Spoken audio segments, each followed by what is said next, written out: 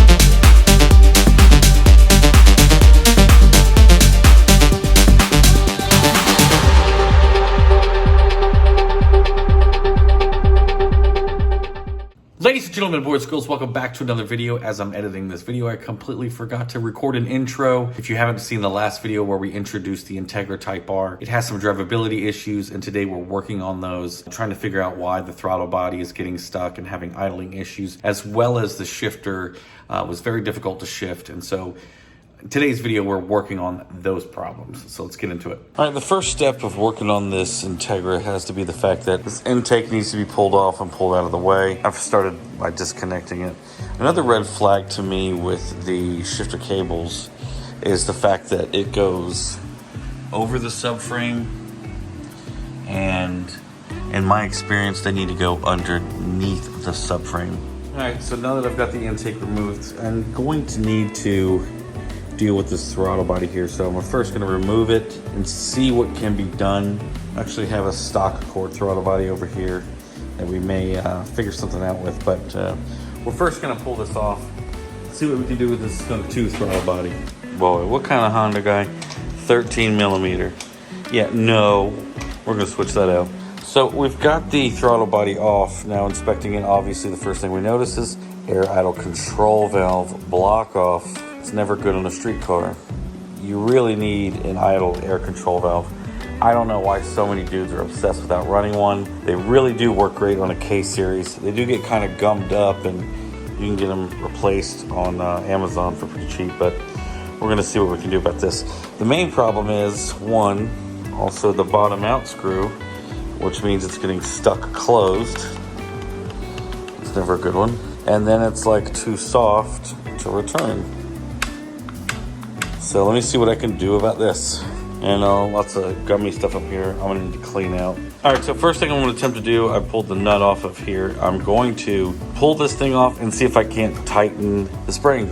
And we're gonna start off with that, and then also get something in here to bottom out the throttle body. So Okay, so continuing to work on the throttle body issue, I was going to try to double twist the spring on here, and I could not get it to do so. I have heard a couple people say if you use a B-series spring, it should actually work great. So that's what I'm going to end up doing, is swapping this out and see if I can get it to work. Also, I'm going to put the block-off plate back on.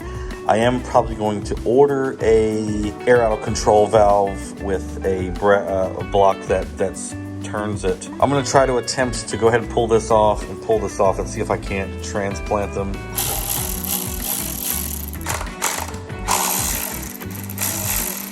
Now we're going to have to figure this out, see if we can't make this work on this guy here, and hope it, so you can see the difference here. Hopefully this is a good solution. All right, after some time has passed, we've got the B-series spring on there. Then if you notice, I've got this little screw in here. I'm going to attempt to throw this on the engine, set the screw. I think I've got it where it needs to be, and then I don't have a set nut or anything, and it was missing this guy. So I may actually just like super glue or Loctite it in to where it needs to be. That way, you know, the throttle doesn't get stuck closed. It seems to be good. So we're gonna throw this on and see what it does. All right, kids, we have the car off the ground. First off the bat, the fans are already running. I'm not really sure why. Not a fan of that, but haha, get the pun?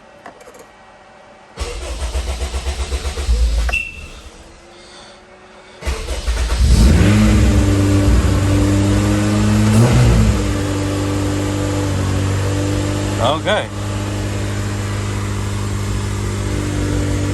That's not what we want at all.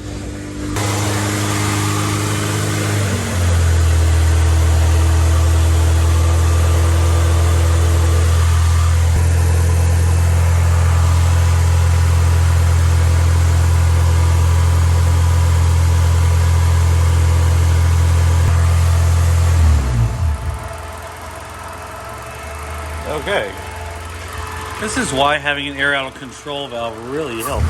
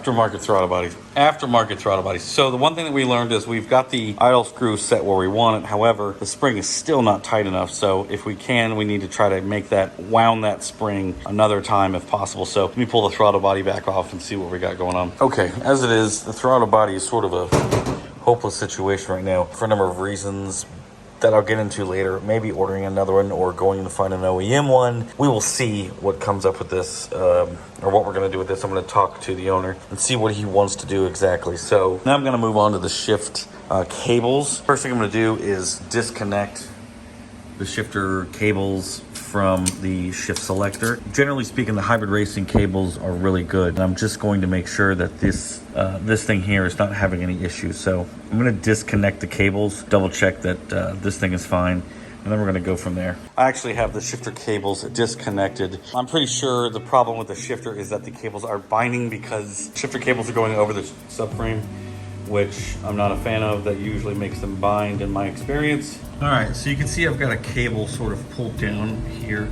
I've got to drop the subframe a little bit to get them out. I don't know how they install the cables like this. There's just a lot of little things that can add up to be a lot. I'm not saying anybody did anything particularly wrong, but these cables, if you're running the no cut, it should not be going over the subframe, so it causes too much binding. So I've got to get them out.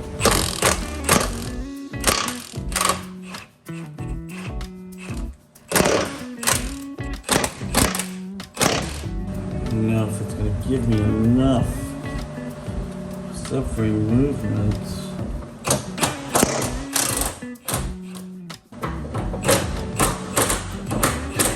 Alright, now you can see sort of what we've dropped. We disconnected the cables. I'm going to put some new gloves on.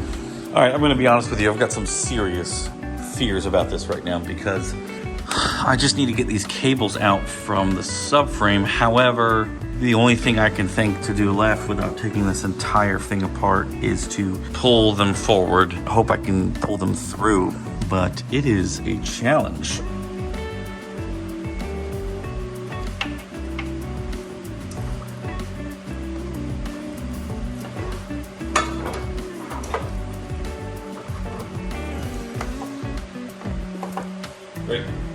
Boy, I just cannot seem to find a space that is big enough for them to fit through. I don't know how they even install them like this. I'm gonna have to hop underneath there again and see if I can't guide this in some other spot. Oh, I finally got them out, thank God. I snaked them out right at the very deep corner. I don't know if you can see that right through there. And the way that I was able to do that was I had to jack this wheel up to kind of get the subframe to twist a little bit. So what I'm gonna do is let that wheel down and then zip the subframe back up. And hopefully it'll be, you know, in the same position. I didn't really take any bolts out, I just loosened it up. Oh, now we need to work on a path for these to go on the opposite side, which probably means I'm going to need to remove that subframe brace right there. That's supposed to be removed anyway. You can fit them on Integras, but it's really not a great idea. So I'm gonna possibly go ahead and pull that out. All right, so we finally have these cables out. You can kind of see that they have been sort of twisted, if that makes sense. I'm going to reinstall them underneath the subframe and go one cable at a time. I double checked this guy. This guy shifts perfectly fine. There's nothing wrong with the trans. It seems like, you know, push down, first and second, third and fourth, fifth, sixth, and reverse, you know, blah, blah, blah, blah. Anyway.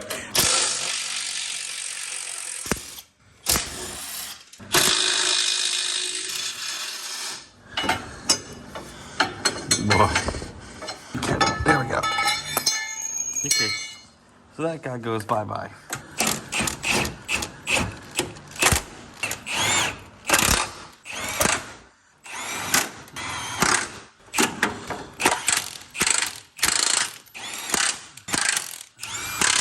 Wagwami.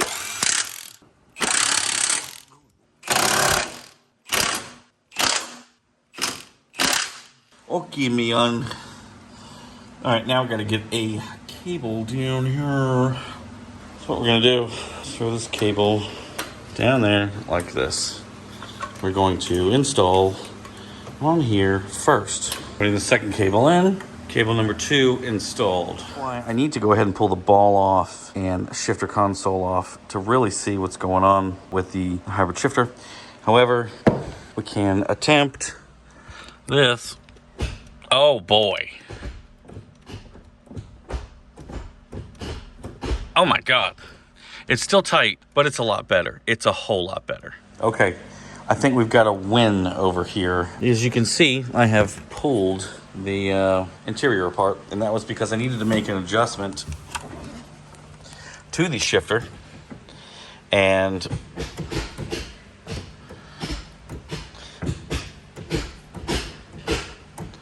it feels about 10,000 times better. You can get it into gear pretty easily. It is a bit firm still, and I'm not really sure. I feel like it should have a little less resistance, but it still feels good. Like, this is good. We're gonna go with this. We can go through the gears pretty quickly. You know,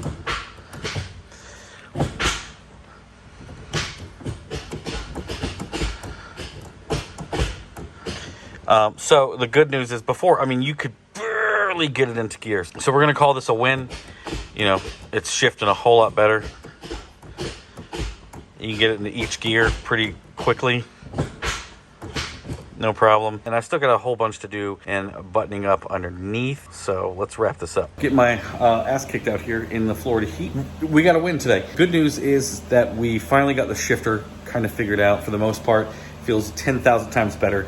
And I think as we kind of work the shifter cables, they'll start to feel a little bit better. As far as the throttle body goes, I spoke to the owner and we're going to go pick one up tomorrow at a place that's not too far, and I'll film that. I'll take you guys with me. I'm going to go ahead and wrap it up for today so I can get a video out tonight, and the next upload will be Wednesday with this thing. And hopefully what we're going to do is get this thing at least, drivability wise, between the throttle and the shifting like a normal car. After that, then we're going to start attacking all the little stuff, the AC, the suspension, things like that. Thank you guys so much for watching. Don't forget about this Dragon Spec bundle giveaway. Go to thedragonspec.com. Pick up a giveaway bundle and you'll be entered into the giveaway. Thank you guys so much for watching. I'll see you in the next video. Peace.